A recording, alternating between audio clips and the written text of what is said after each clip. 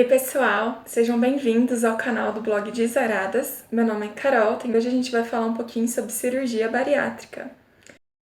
Antes de eu começar a falar sobre a operação, eu gostaria de me apresentar, afinal esse é o primeiro vídeo, mas eu prometo que eu não vou demorar. Como eu disse, meu nome é Carol, de Caroline, eu tenho 24 anos, moro no interior de São Paulo.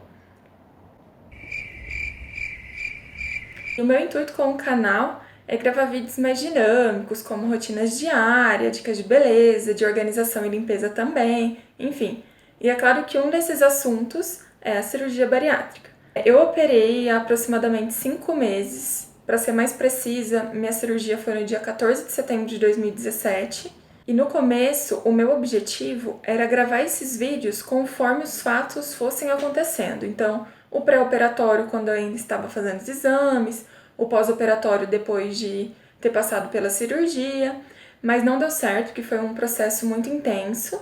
E eu acho até melhor que tenha sido assim, porque a gente fica muito abalado emocionalmente. Então, talvez o meu relato não fosse tão condizente com a realidade, porque eu ainda não estava tão estável assim, né?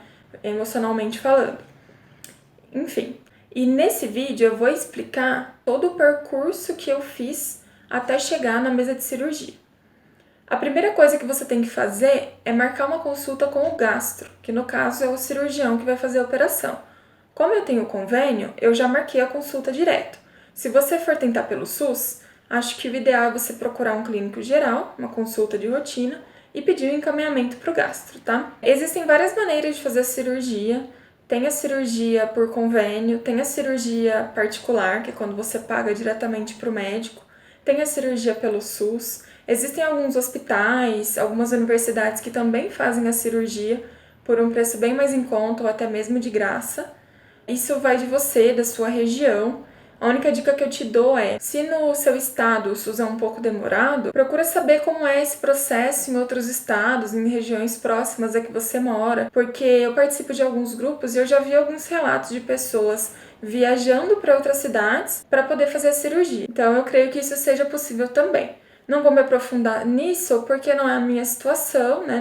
Não foi o meu caso, então eu não vou poder dar informações tão precisas, mas enfim. Como eu disse, a minha cirurgia foi pelo convênio, meu convênio era empresarial, e todo o processo até a operação durou aproximadamente 3 ou 4 meses.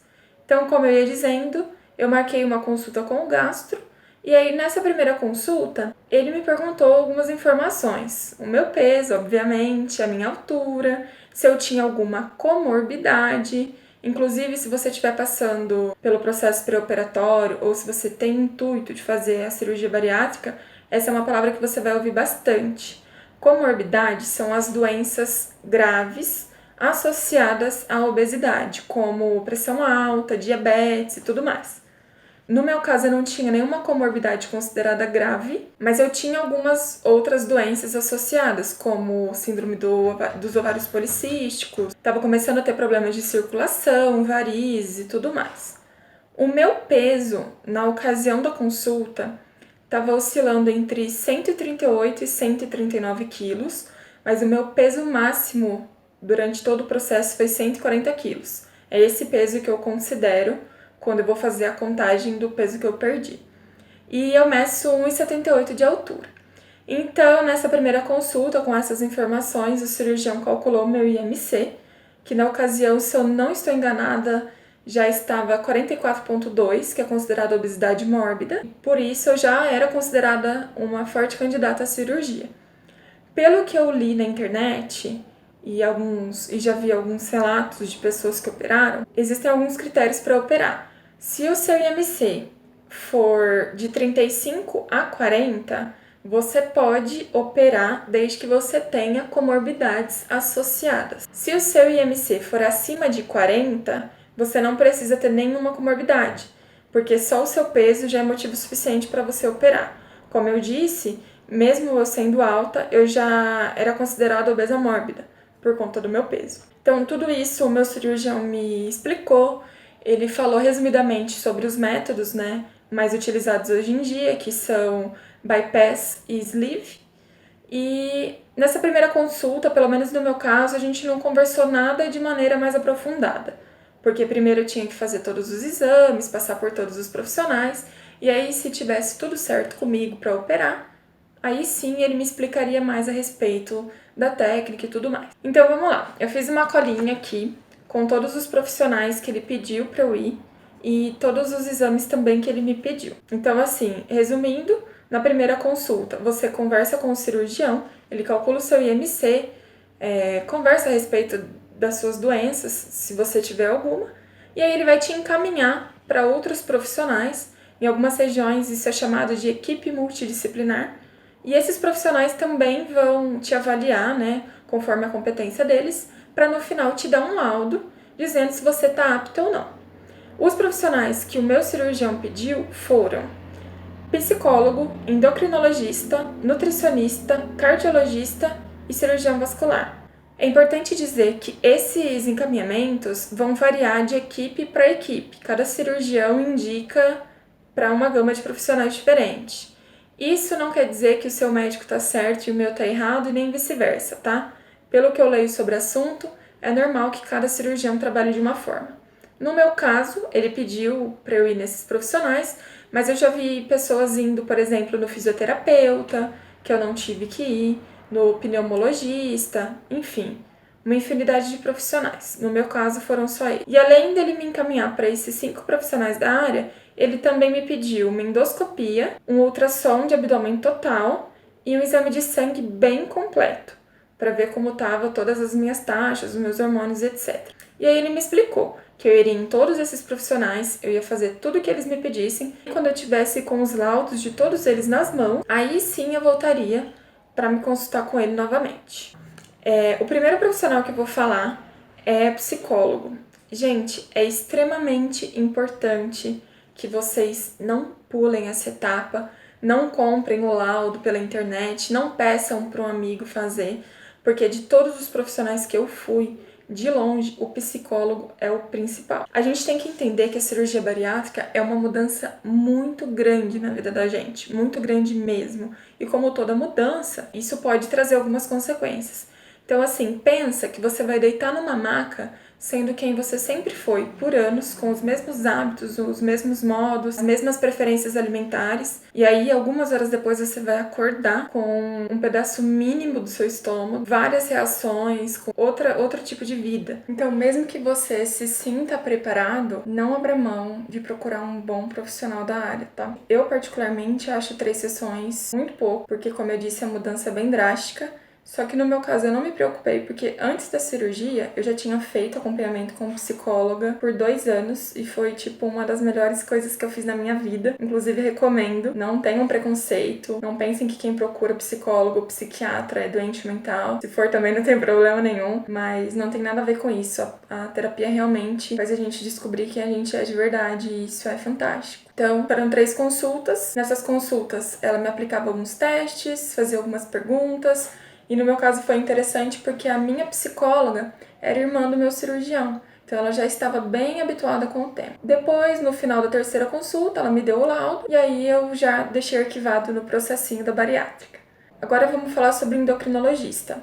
Ele pediu para ver todos os exames que o meu gastro tinha pedido. Não me pediu nenhum exame a mais, ele achou que todos aqueles já estavam bem completos. E honestamente, logo na primeira consulta, ele já viu que eu estava apta e me deu o laudo, dizendo que tudo bem, que eu não tinha nenhum problema metabólico que interferisse, enfim. Me liberou também para cirurgia. Depois foi o nutricionista. Eu já vi muitas pessoas comentando que elas vão em algum nutricionista e ele tenta emagrecer elas de alguma forma, né? Seja pela dieta tradicional ou com alguma estratégia alimentar diferente, enfim. No meu caso, eu fui bem honesta. Eu expliquei pra ele que eu passei a vida inteira tentando emagrecer, que mesmo que eu emagrecesse um pouquinho, no final eu sempre ganhava esse peso e que eu estava cansada de ser gorda, então nada ia me fazer mudar de ideia. O meu nutri foi bem tranquilo, ele me deu o laudo, disse que eu estava apta a fazer a cirurgia, disse também nesse laudo que eu estava comprometida a continuar o tratamento com ele no pós-operatório, não teve segredo. Ele me passou sim um plano alimentar,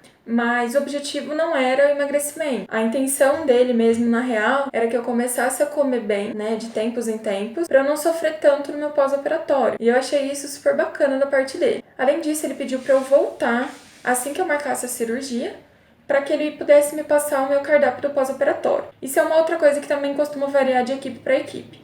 Tem cirurgião que gosta de elaborar o plano alimentar do paciente. Outros já passam essa responsabilidade para o nutricionista. No meu caso, foi essa última opção.